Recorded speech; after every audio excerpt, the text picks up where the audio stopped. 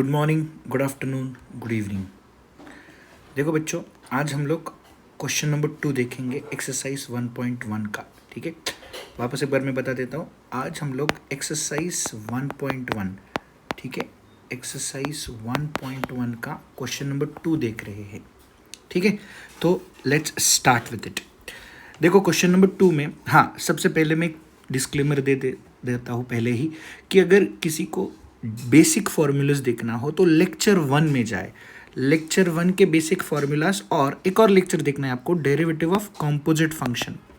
ठीक है, derivative of composite function, इसका लेक्चर आपको देख लेना है। ठीक है, तब जाके ये सारी चीज़ें आपको क्लियर हो जाएगी। और अगर आप पहले से देखना चाहते हो तो मेरा मानना ये है फ्रॉम स्टार्ट पूरे लेक्चर्स देख लो। ठीक है, let us start question number 2। देखो हमारे इस एक्सरसाइज में जो क्वेश्चन नंबर 2 है वो कुछ इस तरह से है। ठीक है, ध्यान से देखने की कोशिश करो। क्या है ये? Cos of x square plus A square, ये हमारा पूरा क्वेश्चन है। ठीक है, तो हमें पता है, we know that d by d x of cos x is equals to minus sine x. ठीक है, हमारे पास कॉस एक्स का डिफ्रेंशिएशन क्या है? Minus sine x. तो इसीलिए ये जो है ये कॉस एक्स नहीं है, ये कॉस समथिंग है। तो कॉस समथिंग आ गया।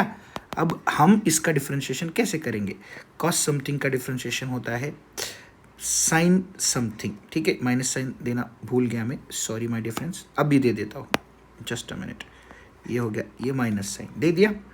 Okay, I have given this minus sine here, that's it. ठीक है, अब आते हैं इस पार्ट की तरफ। देखो कॉस का डेरिवेटिव क्या है? माइनस साइन आ गया, लेकिन ये कॉस समथिंग है तो ये भी आ जाता है माइनस साइन समथिंग। समथिंग होने की वजह से उसके बाद में उसका डेरिवेटिव निकाला है, that is D by d x of x square plus A square. ठीक है, अब ये एक्स स्क्वायर के लिए एक अलग फॉर्मूला लगेगा, एक्स रेस टू एन का, है ना। एक्स रेस टू एन का फॉर्मूला क्या है?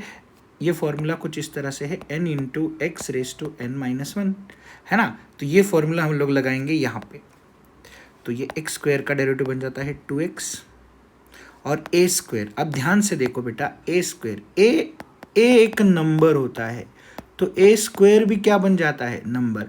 नंबर मतलब ही कौन होता है? कांस्टेंट। नंबर मतलब होता है कांस्टेंट, और कांस्टेंट का डेरिवेटिव क्या होता है भाई? वो जीरो होता है। कांस्टेंट का डेरिवेटिव क्या होता है? जीरो। तो ये मैंने लिख दिया यहाँ पे। इसके बाद मैंने एक आखिरी स्टेप किया, इस 2x को सामने ले लिया है। ठीक है, और साइन, अब देखो ध्यान से देखने की कोशिश करो, ये सॉल्व होता है क्या सर? जरूरी ही नहीं है, जरूरत ही नहीं है इसे सॉल्व करने की। क्यों नहीं है जरूरत सॉल्व करने की? क्योंकि ये एंगल है यहाँ। इसके बाद याद रखो ये चीज, साइन, कॉस, टैन, कॉट, सेक, कोसेक, इसके सामने जो कुछ भी आ जाए ब्रैकेट में, जो कुछ भी, ठीक है, वो सारे के सारे एंगल होंगे।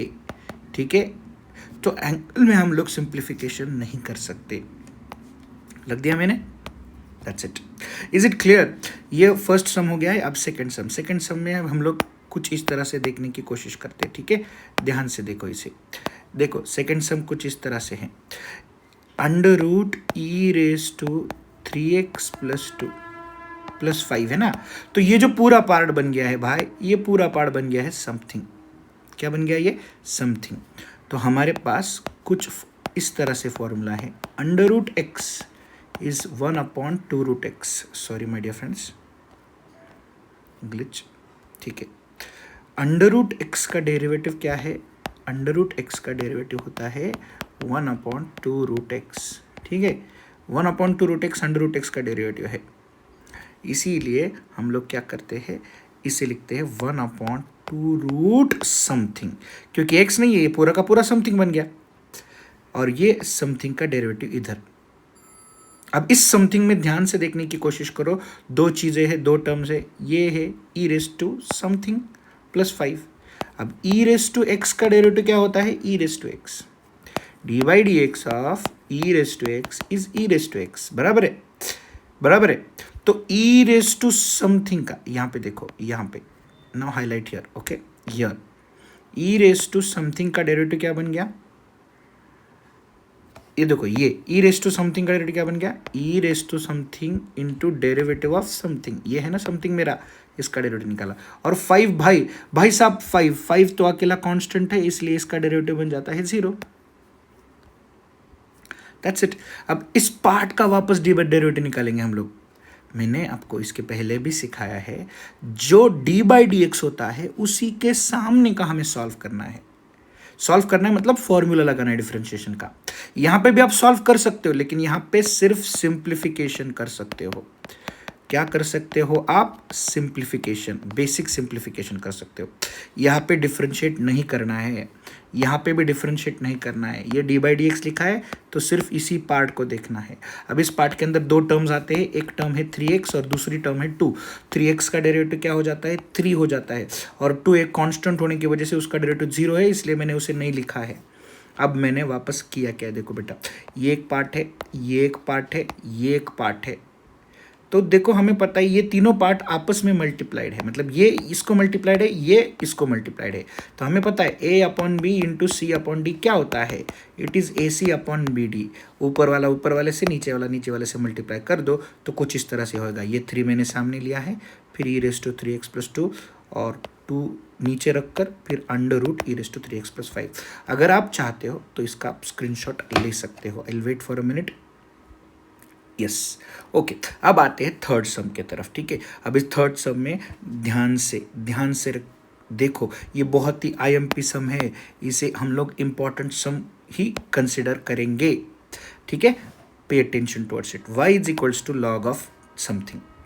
देखो हमें पता है d by d x of log x is equals to 1 upon x. Okay, लेकिन ये log x नहीं है, log के सामने समथिंग है, तो log समथिंग का डिफरेंशिएशन बन जाता है 1 अपॉन समथिंग। क्योंकि log x का 1 अपॉन x है तो log समथिंग का 1 अपॉन समथिंग, इतना हो गया। फिर इसी समथिंग का डेरिवेटिव निकालना है। फिर आगे हमें पता है, what do we know that, we know that d by d x of tan x is equals to sec square x. tan का डेरिवेटिव क्या होता है, sec स्क्वायर एक्स। ये डेरिवेटिव्स आपको अगर लर्न करने हैं तो मेरा derivative of trigonometric functions basic formula, ये लेक्चर 2 है, उसे देखने की कोशिश करो, तब जाके आपको समझेगा लेक्चर 2 में। ओके, अंडरस्टूड, ठीक है। फिर tan समथिंग, देखो tan is a husband, husband का डेरिवेटिव वाइफ का स्क्वायर, ये हम लोगों ने ऑलरेडी सीखा है, तो सेक स्क्वायर। लेकिन वापस देखो tan x नहीं आया है, जब तक इन फॉर्मूलाज के सामने x नहीं आता, x अकेला बंदा, ठीक है, तब तक ये समथिंग ही है, ठीक है। अब ये x बाई 2 है तो ये समथिंग हो गया, इसीलिए इसका डेरिवेटिव निकाला यहाँ पे। मतलब अगले स्टेप में हमें d by d x of x by 2 करना है। अब x बाई 2 का डेरिवेटिव कैसे निकालते, ध्यान से देखने की कोशिश करो। ये 1 बाई 2 को मैंने बाहर लिया है और किसका डेरिवेटिव निकाला है, x का। ये कहाँ सीखा है सर हम लोगों ने, देखो ये 1 बाई 2 कॉन्स्टेंट है, इधर देखो ये 1 बाई 2 सॉरी ये 1 बाई 2 कॉन्स्टेंट है, ठीक है, और x एक फंक्शन है, तो 1 बाई 2 कॉन्स्टेंट निकाल के डेरिवेटिव किसका निकाला है, x का निकाला है। और हमें पता है x का डेरिवेटिव क्या होता है, 1 होता है। तो इसको छोड़ दो, इसको छोड़ दो क्योंकि इसका डेरिवेटिव 1 होता है। हमारे पास ये 1 बाई 2 बचा है। मैंने क्या किया, देखो बेटा, इस 1 को यहाँ पे मल्टीप्लाई किया और 2 को नीचे मल्टीप्लाई किया, तो 2 ऊपर आ जाता है, सामने लिख दिया मैंने। फिर ये जो सेक स्क्वायर एक्स था इसको यहाँ पे लिख दिया, और tan x नीचे कुछ नहीं है, मतलब यहाँ पे 1 है तो आपस में मल्टीप्लाई कर दिया, तो ऊपर सेक स्क्वायर एक्स बाई 2 और नीचे tan x बाई 2 आएगा। अब ध्यान से देखो बेटा, मैंने आपको एक ट्रिक सिखाने वाला हूँ यहाँ पे पूरे चैप्टर में। अगर ये जोड़ी आ जाती है wife square theta upon husband theta, ये मैंने यहाँ पे लिखा है, wife square theta upon husband theta. Sir कौन वाइफ है कौन हस्बैंड है, जो भूल गए हैं या फिर जिन्होंने लेक्चर नहीं देखा है, इनके लिए मैं आपको बता देता हूँ। टैन एक हस्बैंड है जिसकी वाइफ है सेक, और कॉट दूसरा हस्बैंड है जिसकी वाइफ है कोसेक। तो हमें देखना यही है कि अगर दोनों में से कोई एक जोड़ी आ जाती है, कोई भी एक जोड़ी, ठीक है, कोई भी एक जोड़ी, जैसे यहां पे कौन आया है, सेक, बराबर है, और नीचे कौन है, टैन, ये समझने की कोशिश करो माय डियर फ्रेंड्स, ठीक है, इसे समझने की कोशिश करो दोस्तों। तो ये सेक स्क्वायर वाइफ का स्क्वायर होना चाहिए और हस्बैंड अकेला होना चाहिए, वाइफ का स्क्वायर होना चाहिए और हस्बैंड अकेला होना चाहिए। तब जाके हम लोग क्या करते, डायरेक्टली एक सिंप्लीफिकेशन लिखते, 1/sin into angle cos into angle. मतलब क्या, जो एंगल है यहाँ पे एंगल है x/2, तो मैंने लिखा है 1/sin x/2 into cos x/2। ये क्यों करना है देखो, मैं आपको समझा देता हूँ, ध्यान से देखो मेरी तरफ। Okay, look at the simplification which I am doing here right now. मेरे पास समझो, सॉरी, मेरे पास सेक स्क्वायर x है और tan x है। देखो ट्रिग्नोमेट्री में हमें पता है सेक मतलब होता है 1/cos, तो सेक स्क्वायर x को मैंने 1/cos स्क्वायर x लिखा, और tan को मैं क्या लिखूं, sin/cos। मेरे पास मुझे क्या दिख रहा है, यहाँ पे कॉस और यहाँ पे कॉस कैंसिल हो जाता है, तो मुझे बचता क्या है, मेरे पास बचता ये है 1/cos x upon sin x upon cos x। ठीक है, अब ये वाला रूल मैथमेटिक्स में है, अगर a upon b upon c upon d हो, ऐसे अपॉन में पूरा अगर सिंप्लीफिकेशन हो, कोई भी हो, नंबर हो या फिर ट्रिग्नोमेट्रिक रेशियोज हो, तो हम इसे ऐसे लिखते a अपॉन बी, ऊपर वाला पार्ट जैसे का वैसे ही, और ये उल्टा हो जाता है ऊपर जाके, तो ये बन जाएगा d अपॉन सी।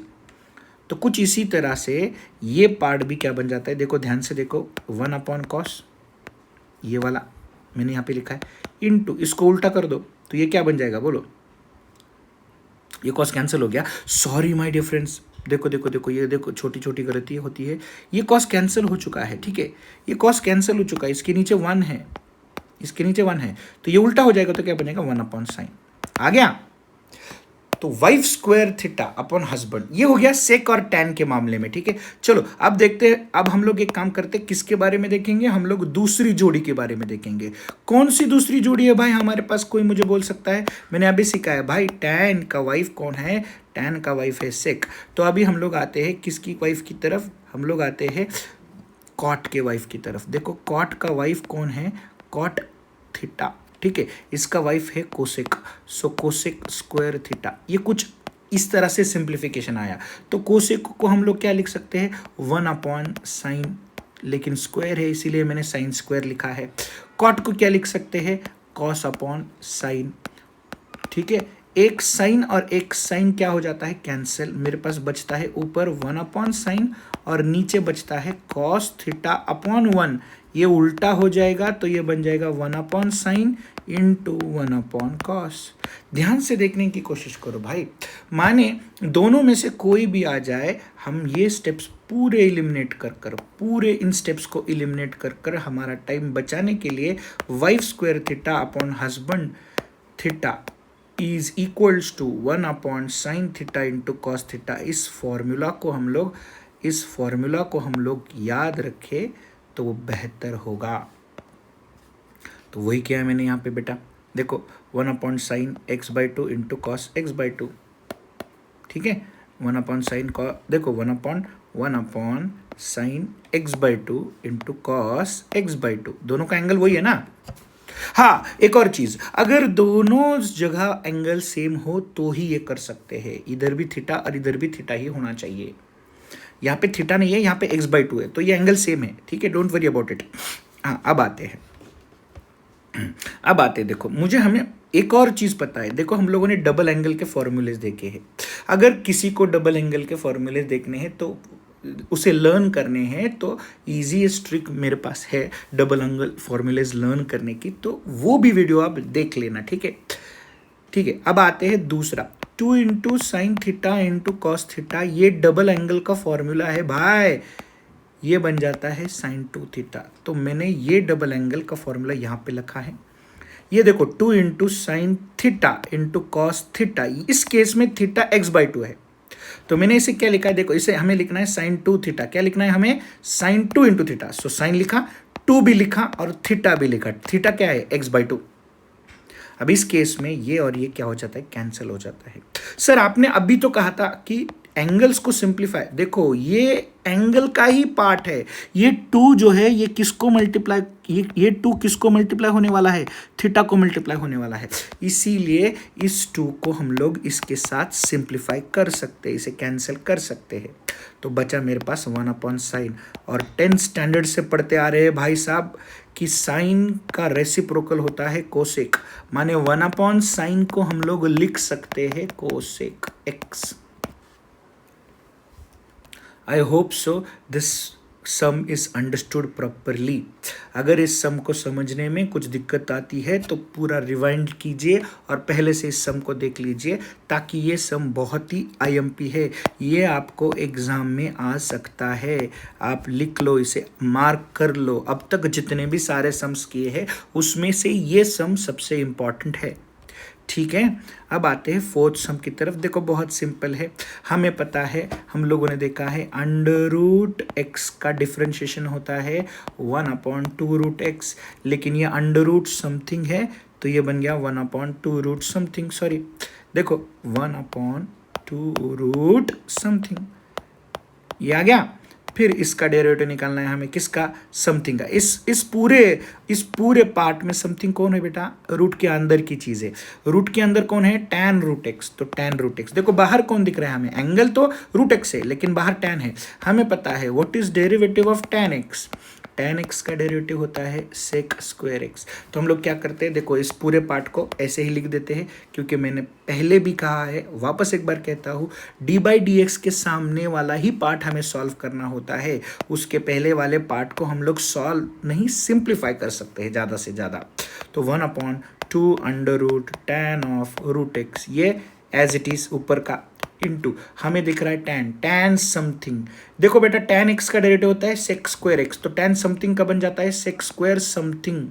इधर बहुत लोग गलती कर बैठते हैं, यहाँ पे देखो गलती क्या होती है उनसे मैं बता देता हूँ, वो लिख देते हैं sec²x, लेकिन ये गलत है क्योंकि ये tan x नहीं है, ये tan√x है। तो हमें लिखना क्या पड़ेगा, sec²√x लिखना पड़ेगा, इसीलिए sec²√x। और ये समथिंग होने के रीजन से हम लोगों ने इसका डेरिवेटिव बाद में निकाल दिया, मतलब इधर लिख दिया d/dx ऑफ √x, ठीक है।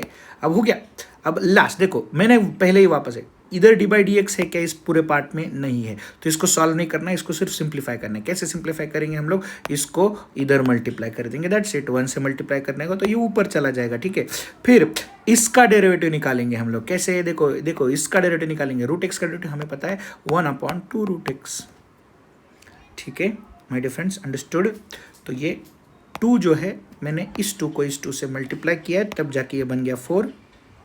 फिर इस √x को मैंने यहाँ पे लिखा है, और ये √tan√x, ये आ गया √tan√x, दैट्स इट।